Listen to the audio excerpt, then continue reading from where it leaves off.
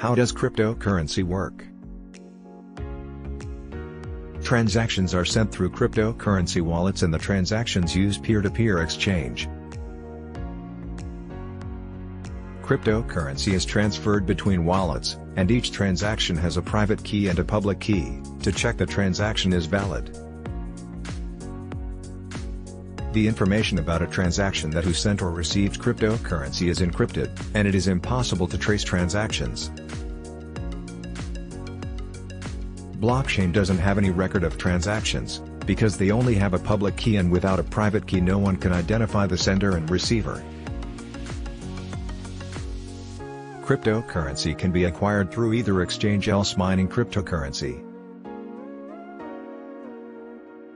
We provide a list of cryptocurrency and blockchain-related events, a valid and authentic list of cryptocurrency wallets, and Bitcoin mining pools.